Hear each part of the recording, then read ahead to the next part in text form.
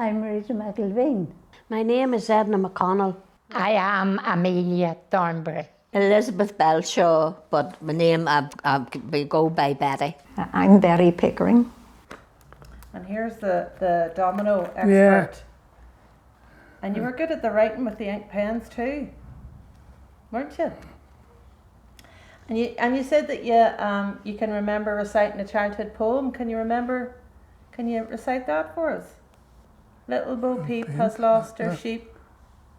I didn't know where to find them. Well, my brother went to Canada when I was about 12, and he lived there for 4 years. And this girl had skates, and I said to my mummy, I'd love a pair of skates. And she said, right here, brother, and he'll give you the money. You know, God help him. And he sent me $10, and I got the skates. He was awful good. Yeah, well, my sister was 2 years older, and we had to walk 2 miles to school, and we walked ourselves, brought ourselves to school. We had a packed lunch, and we sat outside against the wall eating. It was a stone building, and we had our lunch sitting against the wall. No canteens, no school dinners, just warm milk on this big range in the classroom. There was only 2 classrooms. Well, we lived on a small farm out at Battle Hill, out the Lockgall Road, and we had sally rods in the hedge, so we could go down and cut them out. And Granda used to go down and cut them out, and we would have skinned them and let them dry. And then he would have made these baskets. He'd have made these type, and he'd have made a flat basket, and he'd have made a big basket for the turf and all the side of the farm. Because we had a place where you could cut turf. And we never burned coal, we burned turf. I liked housekeeping. I love baking. I love cooking. I did. Oh yes, embroidery, yes. Love one another. I've done a few of those. Different things on them. Well, my mum would have done embroidery and I just picked it up from her, you know. So she would have baked too. And then, well, I learned some of it at school to bake. We done baking in school, but one day or Thursday we done baking in school. And you'd have made what, pancakes, you could have made bread, scones, buns. Here's your picture of you at the Special Olympics. You know, we went to America for 3 weeks. The money was, we raised all the money, raised over 10,000. Of course, it was more, about 25 went all together. And it says here you ran the 100 metres in Indiana in 1987. Do you remember that? And we played 10-pin bowling in America, Indiana. There was 15 gold, silver and bronze. But unfortunately, I left them back at Lurgan. I forgot all about them. What age were you about then, Joe?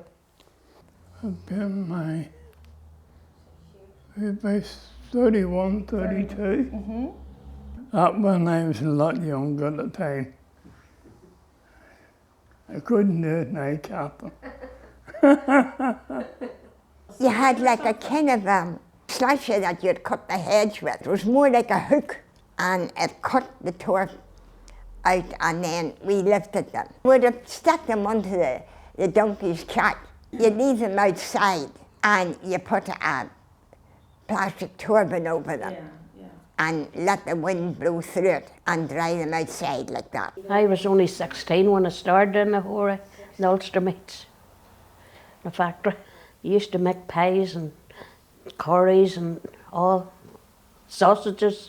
I used to do meat too, and all different kinds of tins of stuff, mince and stewed steak. And it was from 8 o'clock in the morning, and sometimes we worked overtime maybe to 6 o'clock then. 5:30. I think I left school on the Friday, and there was a person, Rita Armstrong, interviewed me, I think I don't know what was in Clowna School or maybe Portadown, but I got the job the next week. I was near not going back. I didn't like it, but then I got used to it, you know. Then I stayed there for 25 years, and I got a TV. And then we moved to Portadown to Glenbrook Foods. It was a food factory as well. It was owned by different people. The Williamsons owned a hora. Enjoyed it now, but it was hard work. Yes, I worked in the public toilets in William Street in Portadown, and I really enjoyed it. Well, I did. You know, the people in it now. There was offices there, and the people would have come down now, would have, you know, chatted to them and let them in and all. And you know, I mind one time my daughter and her friend went into it, and it's not supposed to open. You know, you put 20p in the automatic, and the boss says it doesn't open, and then it opened. It opened in them, and I don't know what happened, but they soon come out. A fella used to work in it too, and he went into the automatic, and you know it washes itself, and he tried to get money off his jacket. Said we used bleach, but it wasn't true. It mightn't be very exciting, but I used to keep it very clean, and then I used to talk to all the people, you know, would come down in the office, let them in. They had to pay 20, or they had a code, you know, to go in, and then I had to go up to the office and clean it too, clean them. So I enjoyed it, meeting people, yeah. I worked in America, Jamaica, Queens. This lovely girl came in beside me. We were televenists. That's the job I got. And this gorgeous girl came in every day. And I went home every night to Jerry, and I said, I am sitting beside the most gorgeous girl ever walked. He says, they're all lovely and all that. But then 2 days later I came in, and she had red hair where she had been blonde. And I says to myself, God just dyed her hair overnight. She wore a different wig every day. And she'd say to me, hello honey, to me every day. Different wig every day. I used to be on the bread cart. Just helping out. I had to be in Portadown for 7:30. I had to get the bus. Finished at about 5:30, 6 o'clock. I worked in the cinema. Well, I was friends with the Kellys that owned the cinema, but then I worked in the Ritz as well across the road. So I never left the cinema. Oh, I loved the Cowboys and Indians. He was my favourite, John Wayne and James Stewart. Oh, I like embroidery. I like doing that. And then I'm a seamstress, a dressmaker really. I'd make skirts and dresses and blouses. My mother was a dressmaker, and that's how I picked it up. She taught you that? Yes, I worked with mine in Briggs and Barrack Street, and we done clothing. We could have made curtains or skirts, trousers, blouses. I made my own wedding dress too. And bridesmaids' dresses were made at Miss Briggs's. I went away to England and worked in England and the Isle of Man and Blackpool, yeah. Well, I just worked in the holiday camps there too as well. Washing dishes and doing things, you know. I went to Spain, yeah, Alicante. I used to love going up to Alicante. It was lovely. Oh, well, I used to go maybe around the first or second week in June, and I'd stay there until maybe September, and then I'd finish there and go into Blackpool for the lights, and worked in some of the places in Blackpool, and then come home at Christmas time. I've done that every year. I worked in the factory, yeah, but I wasn't a stitcher now. I was just more pressing the things and that, you know. I loved that. I loved there now. I loved working in the factories now. I think it was just more or less the company, you know. There was plenty of company there, and you had a laugh and that, and especially if you knew what you were doing. Sometimes with the jobs I got, I didn't know what the hell I was doing. We always got up to mischief, but now don't ask me what it was. I couldn't remember that. It was that much. We used to go away everywhere. We went to Bangor and Newcastle, Portrush. Used to go to all them places. I used to love going out, which I still do. I don't get out that much. I had a job when I was at school and I worked as a cashier salesperson. And then after leaving school at 16, I went to work in a clothing factory for children. And it was a German Jew who owned the business. And I worked as a wages clerk there, and then I later became his secretary. And he was a very good boss.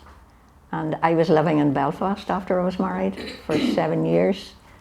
And I was going to leave then after a few years, and he said, if you stay on, I'll pay your fare to work.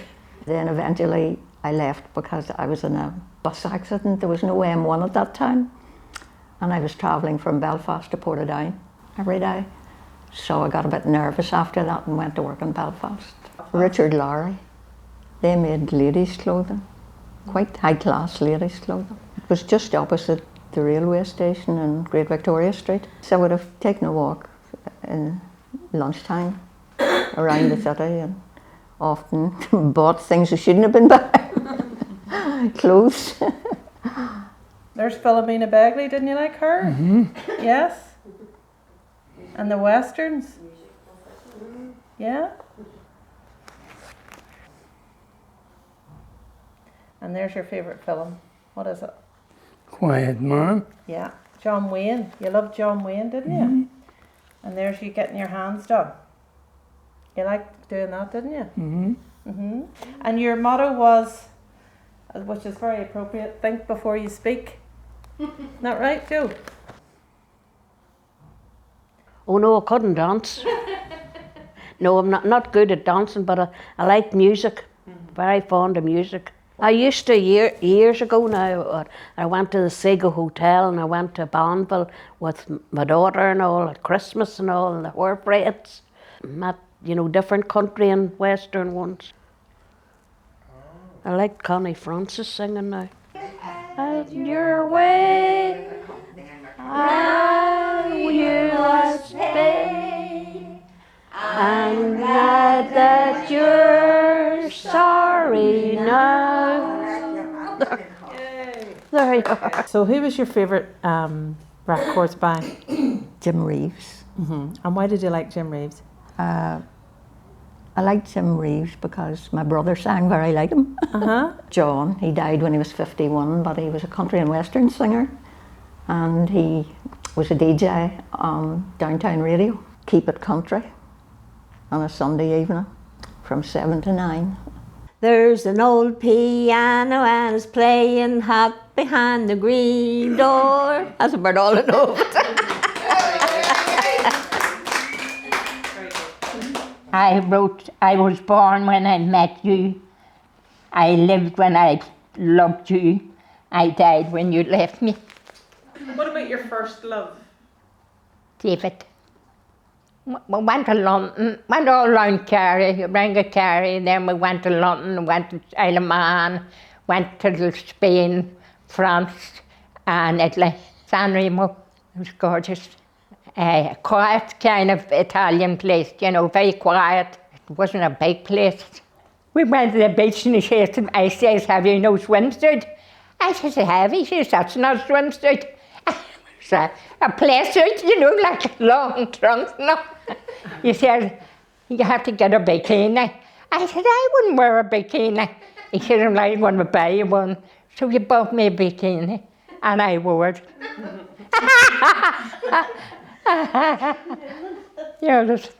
My husband, he was a cabinet maker, cut out all the fancy work. And he worked at the window at the machine, and this was the factory here, and the office was over here. My brother, he started in it to learn how to do the cabinet work.